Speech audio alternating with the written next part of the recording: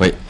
Alors, le directeur financier de Carlyle, qui se trouve être Monsieur Sarkozy, le beau-frère, enfin Non, le demi-frère, non, pardon. le demi-frère. Oui, excusez-moi, a jeté donc un pavé dans le jardin donc de Nicolas Sarkozy.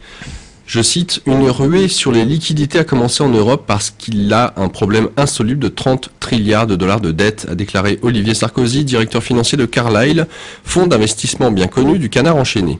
Avec lui, Nicolas sait parfaitement ce qui se passe en ce moment, et si son demi-frère parle d'une ruée sur le cash en ce moment, eh bien vous devriez en tenir compte. Il vous reste selon lui moins de 3 mois.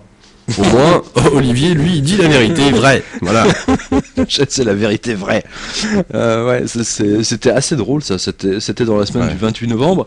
J'ai beaucoup aimé. D'abord, c'était sur CNBC. J'ai oublié de le préciser. Enfin non, t'as oublié de le préciser parce qu'en fait là tu le vois pas. Mais il y a une vidéo. Donc allez sur le blog. Hein, vous tapez quotidien comme un quotidien.com et vous allez voir donc le demi-frère de Nicolas Sarkozy nous annoncer une apocalypse financière. Alors tiens, à propos d'apocalypse financière, donc c'est le patron de Jérôme Kerviel qui a donné une conférence il y a 2 jours à l'école des mines, ou je sais plus quand, je crois que c'est fin novembre, mais qui a été mise en ligne il n'y a pas très longtemps, et donc il a lui aussi parlé d'apocalypse financière à venir. Voilà. Donc là, je vous invite à retrouver l'article. C'est dans Challenge hein, que j'ai vu ça. Beaucoup de lecteurs me l'ont envoyé.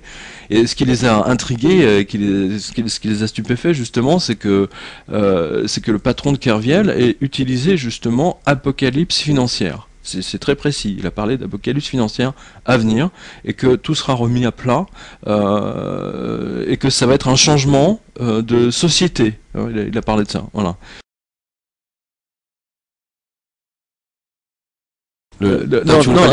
Si, je vais le lire. Non, mais ça me fait penser à. Voilà, et dit le titre donc de l'article que j'ai fait, c'est préparez-vous aux émeutes enfin, c'est pas moi qui l'ai fait. Préparez-vous aux émeutes dans la zone euro, avertit le Foreign Office. Alors le Foreign Office, c'est le ministère des Affaires étrangères anglais. Voilà.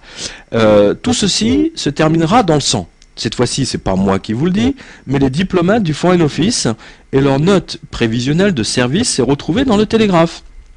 Techniquement, elle demande aux ambassades anglaises, donc dans les pays européens, d'être prêtes à aider leurs concitoyens qui vont se retrouver dans les émeutes de l'eurozone. Rien que ça. Non mais c'est énorme, hein, c'est absolument énorme. Voilà. Alors tiens, je vais vous le lire en VO, hein, parce que c'est très intéressant. Prepare for riots in euro collapse.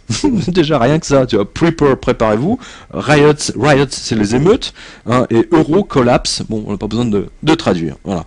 Donc, moi je trouve ça absolument génial, quoi.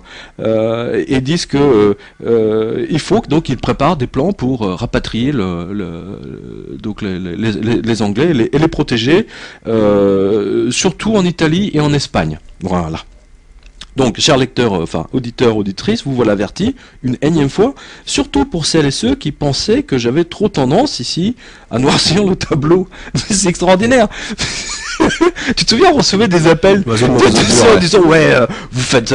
Moi, je me souviens même d'Alex qui m'a sorti il m'a bien fait rire quand même avec ça.